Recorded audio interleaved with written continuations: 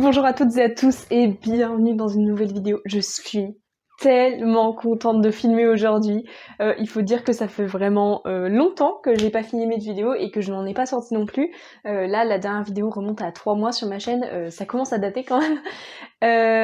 En fait, j'étais en vacances, j'avais plein de choses à faire, mais là, je suis super motivée, je suis prête à être de retour, à être beaucoup plus active. J'ai plein d'idées de vidéos pour des vidéos à venir, et j'ai plein d'idées aussi pour mon Instagram, pour des posts Instagram qui seront souvent en rapport avec les vidéos. Donc voilà, j'ai vraiment trop hâte. Donc aujourd'hui, on reprend avec une vidéo assez simple, c'est-à-dire une vidéo 5 romans. Donc les vidéos 5 romans, pour celles et ceux qui ne sauraient pas, c'est les vidéos où je vous parle de mes 5 dernières lectures.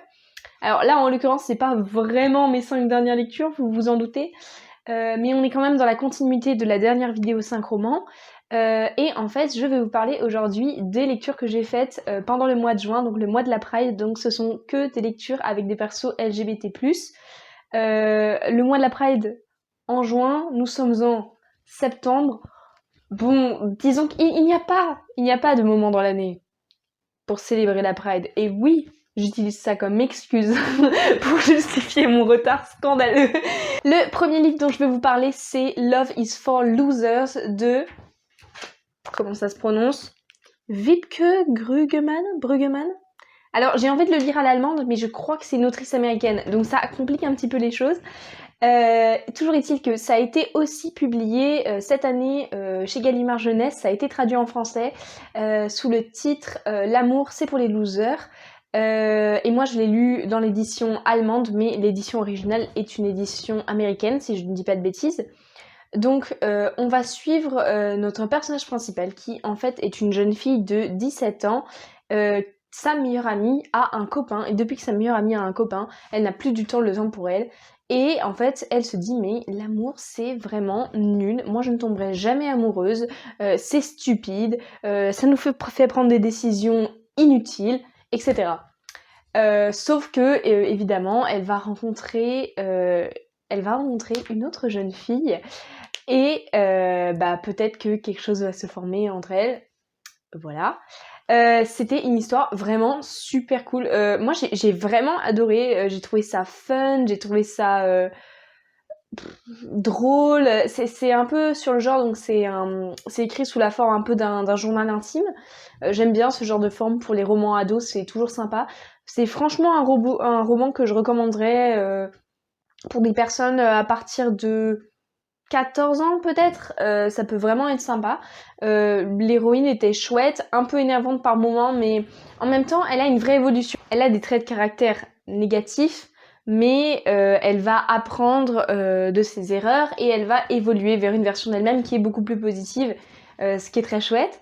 Non, vraiment, j'ai beaucoup aimé ce roman, je l'ai trouvé super fun. Alors après, j'ai vu que la version française était sortie. Alors déjà, est-ce qu'on peut parler de cette couverture que je trouve très moche? Genre, j'ai l'impression que c'est une espèce de brouillon. J'ai l'impression que c'est pas une version terminée. Je suis vraiment déçue par la couverture française. Je la trouve vraiment moche et pas attirante du tout. Mais bon, bref, j'avais vu un commentaire sur ce livre, alors je sais plus de qui disait qu'il y avait quand même une réflexion ultra sexiste dedans. Mais alors je vous avoue que je n'en ai aucun souvenir, et même en lisant la critique, je m'étais dit ah bon, où ça? Alors après, c'est peut-être aussi dû au fait que je l'ai lu en allemand, et donc il y a peut-être certaines subtilités qui m'ont échappé, et puis là maintenant ça fait quand même pas mal de temps que je l'ai lu, donc forcément j'ai oublié les détails. En tout cas moi ça m'a pas marqué cet aspect-là. Moi je l'ai vraiment une vraiment bonne lecture pour moi en tout cas. Hop, j'ai changé un petit peu la luminosité parce que c'était vraiment pas terrible. J'avais vraiment la moitié de mon visage dans l'ombre. Mais bon, ça n'a pas trop changé. On voit toujours pas la moitié de mon visage, mais c'est un petit peu mieux. Passons à la lecture suivante. C'est Les premiers plans de Rémi Giordano. Ouh là là là là, ce livre était pas terrible. Mais en fait, le problème, c'est que c'était pas terrible, mais que j'ai pas grand chose de plus à vous en dire parce que ce livre a été effacé de ma mémoire, d'accord? Donc je l'ai lu en juin, en 2 mois et quelques, il a été effacé de ma mémoire complètement. C'est-à-dire que je ne me souviens plus de rien et que pour préparer cette vidéo, j'ai dû relire des résumés, relire les notes que j'avais fait, j'ai dû me replonger dedans vraiment pour essayer de me souvenir ce que j'en avais passé. Donc déjà, c'est rarement bon signe. C'est une romance entre un garçon de 17 ans qui va découvrir qu'il y a qu'il y a un film en cours de tournage près de chez lui, et en fait il va s'incruster avec sa meilleure amie pour essayer de aider sur le tournage, etc. Et il va faire la rencontre de l'acteur principal dont il va tomber amoureux. Sauf que, alors déjà, il y a plusieurs choses bizarres. Déjà, le personnage principal a 17 ans et le love interest a 22 ans. J'ai trouvé ça un peu bizarre. Et ce que j'ai trouvé plus bizarre encore, c'est que c'est jamais... Enfin, on n'en parle jamais, en fait. C'est jamais questionné. C'est juste montré comme normal. Alors que moi, je trouve ça un peu limite, quand même. Et ensuite, la meilleure amie était, mais insupportable. Alors, c'est intéressant parce que je ne me souviens de rien de ma lecture. Il y a une chose dont je me souviens particulièrement, c'est que la meilleure amie était insupportable. Et quand je dis insupportable, ça veut dire que elle me donnait envie de balancer ma liseuse à travers la pièce. Chose que je n'ai pas faite pour des raisons évidentes. Mais le fait que de cette lecture dont je n'ai rien tiré, il y a une chose que j'ai tirée, c'était que la meilleure amie était insupportable. Pour moi, ça prouve que la meilleure amie était vraiment insupportable. En fait, c'est terrible parce que j'ai envie de vous dire des choses sur ce livre, mais je n'ai rien à en dire. C'était une lecture. C'est la seule chose que je peux vous dire sur ce livre. Est-ce que je vous le conseille ? Non, évidemment pas. Au vu de ce que je vous dis, vous vous doutez que non. Je propose qu'on passe directement à la lecture suivante plutôt que de traîner sur celle-ci, sur laquelle je n'ai pas grand-chose à dire. J'ai lu ensuite Ce sera moi de Lila Lee.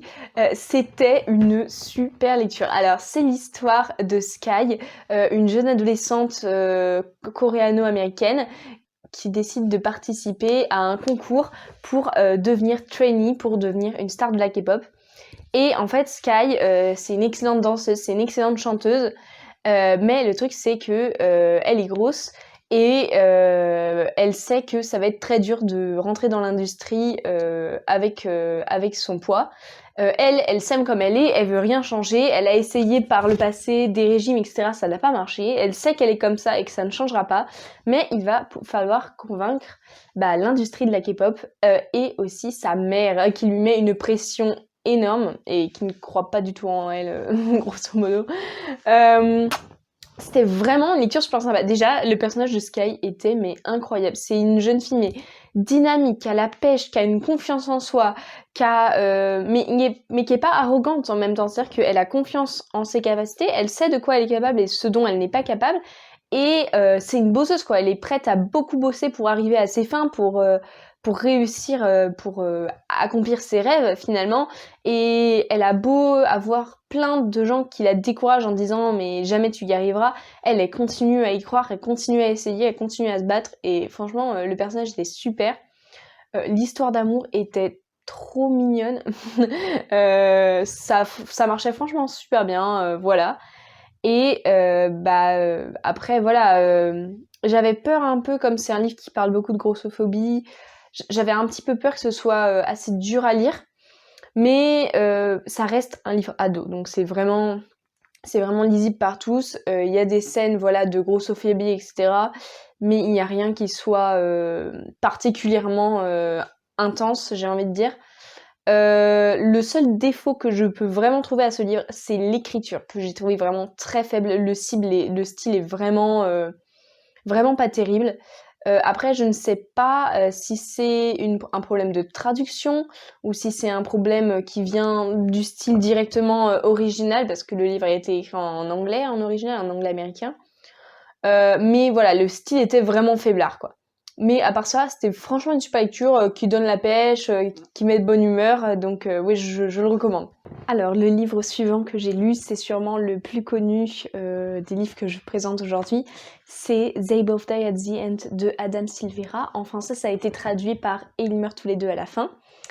Donc, c'est l'histoire de deux garçons qui vivent dans un monde très similaire au nôtre. La seule différence, c'est que le jour de ta mort, tu reçois un appel et quelqu'un te dit « vous allez mourir aujourd'hui » et c'est inévitable, évidemment. On ne connaît jamais les causes de sa mort, on ne sait pas si ça va arriver à un moment précis ou comment est-ce que ça va arriver. Tout ce qu'on sait, c'est que dans les prochaines 24 heures, on va mourir. Et donc nos deux personnages se sont rencontrés en fait via une application qui a pour but justement de créer des liens entre personnes qui vont bientôt mourir. Ils décident de passer voilà la dernière journée de leur vie ensemble. Et au fur et à mesure de leur journée, il y a une amitié très forte qui va se transformer en quelque chose d'autre, qui va se former entre les deux. C'est vraiment une histoire magnifique. C'est un roman qui m'a été recommandé particulièrement par mon amie Les Pieds sur la Lune, que vous connaissez déjà parce qu'elle est déjà venue sur cette chaîne. Et franchement, je me suis lancée dedans, c'était étrange parce que d'un côté j'avais un peu peur d'être déçue et d'un côté vraiment j'en attendais beaucoup et je sentais que ça allait me plaire et en effet ça m'a beaucoup plu. Je l'ai trouvé très intelligent comme livre, très profond, plein d'émotions et j'ai trouvé qu'il disait des choses très vraies. Ce que j'ai bien aimé aussi c'est qu'on n'est pas que le point de vue de nos deux personnages principaux, c'est qu'on est aussi le point de vue de certains personnages qu'ils croisent au cours de leur route et je trouve ça vraiment vraiment chouette. Surtout qu'à la fin en fait on se rend compte qu'un peu tous ces personnages sont interconnectés d'une manière ou d'une autre et ça c'est franchement chouette. Et c'est une belle histoire et j'ai vraiment beaucoup aimé. J'ai pas pleuré à la fin parce que je savais ce qui allait se passer dès le titre en fait. Et je vous dis ça sans aucun spoiler, parce que le titre c'est « Et ils meurent tous les deux à la fin hein. », c'est écrit dans le titre, il n'y a aucun spoiler. Mais je me rappelle que j'avais vu des gens dire « Mais en fait on lit ce livre et on se dit « Mais peut-être qu'il y a une chance que... » Et moi personnellement aussi en lisant ce livre, je me suis dit ça, genre je le lisais et je me disais « Mais c'est pas possible, il veut pas mourir là, c'est pas possible !» Et je me disais « Non, mais peut-être que en fait... » Et puis ensuite je m'arrêtais, je réfléchissais et je me disais « Mais... » si vraiment ça se finit autrement que par eux qui meurent, ce livre est nul. Parce qu'en fait, il perd tout son intérêt, il perd tout ce qui fait de ce livre un bon livre et tout ce qui fait l'intérêt de ce livre se perd. Ce livre était vraiment bien, je l'ai vraiment beaucoup aimé. J'ai trouvé que les personnages ont une évolution vraiment positive et vraiment qui a du sens.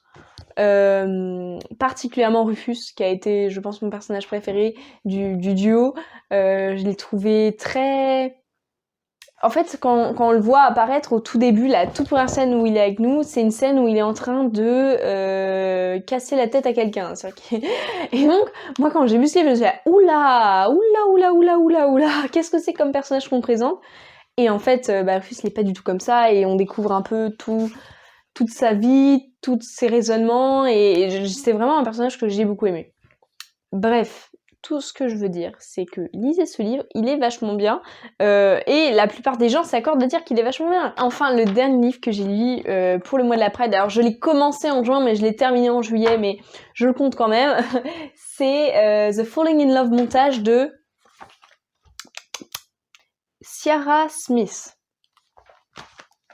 Sarah Smith, qui a un nom aussi insupportable que le personnage principal de son roman, qui s'appelle... Voilà, c'est son nom. Alors on nous dit comment le prononcer, j'en serais bien incapable. Ça s'écrit Sarwaz, et ça se prononce Shiri ou un truc comme ça. Non mais les lettres ne correspondent pas avec comment on prononce le nom. Bref, pendant toute la lecture du livre, dans ma tête c'était Sawars. Je continuerai à l'appeler comme ça aussi maintenant. Oh non mais oh. Donc c'est l'histoire de Sawars qui a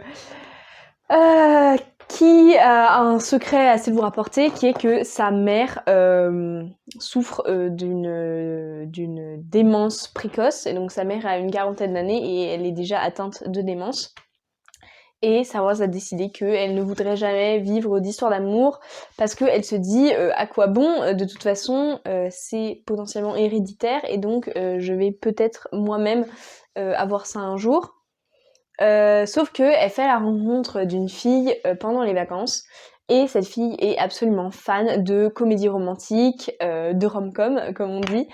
Et elle propose à Sawars un deal. En fait, elles vont être ensemble, mais seulement le temps d'un été. Et tout ce qu'elles vont faire, c'est le Falling in Love montage. Donc en fait, dans une comédie romantique, il y a plusieurs étapes. Et le falling in love montage, c'est toutes les petites choses que les personnages font et qui font qu'ils tombent amoureux. Sauf que, forcément, Star Wars refuse toujours d'exprimer ses sentiments, ce qui n'est pas très positif. On sent une légère rancœur là, quand je dis ça. Ça vous donne un peu une petite preview de ce qui va se passer. Alors, allons tout de suite droit au but. Le personnage principal est aussi chiante que son nom. Si j'ose m'exprimer ainsi. Elle est... Mais du début à la fin, hein. Ça veut dire que la première phrase qu'elle prononce, je soupire. La dernière phrase qu'elle prononce, je soupire encore. Elle n'a aucune évolution. Si, elle a une évolution. Mais elle a une évolution forcée, elle a une évolution, mais elle est insupportable. Chacune de ses décisions, chacune de ses pensées, chacune de ses paroles me donnait envie de la claquer. Ce livre m'a tellement énervée que j'ai failli l'abandonner plusieurs fois. Pourquoi est-ce que je ne l'ai pas fait ? Pour pouvoir me plaindre, pour pouvoir en parler à vous, à toi, là, derrière ton écran. C'est à toi que je m'adresse. C'est pour toi que j'ai fini ce livre de merde. Alors écoute-moi, d'accord ? Pardon. Elle était, mais...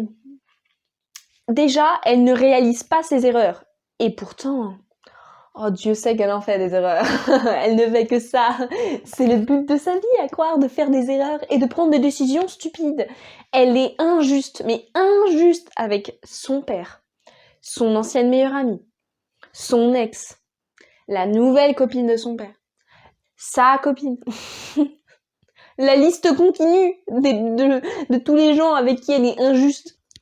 Tu es énervante, personnage principal. Je te déteste. Je te souhaite du malheur. J'ai le droit de dire ça, elle n'existe pas dans la vraie vie. J'ai le droit de souhaiter le malheur de personnes qui n'existent pas dans la vraie vie. C'est pas merveilleux, ça? Et l'autre fille, cette héroïne, cette sainte, oserais-je dire, qui, pour supporter l'autre... Franchement, l'autre fille, là, mais pourquoi tu vas avec une fille comme Star Wars ? Va te trouver une autre fille super, cool, fun, qui ne fait pas des dramas pour n'importe quoi.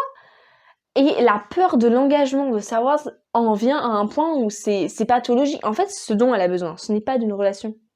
C'est d'un psychologue, un psychologue adapté. Et franchement, je dis ça sérieusement, ça lui ferait beaucoup de bien, parce qu'entre les problèmes avec sa mère, les problèmes avec son père, les problèmes de manière générale, ça lui ferait beaucoup de bien. Bref, ce livre m'a beaucoup énervé. Je ne me rends pas compte, peut-être que ce que je dis n'a aucun sens. Tout ce que vous devez retenir sur ce livre.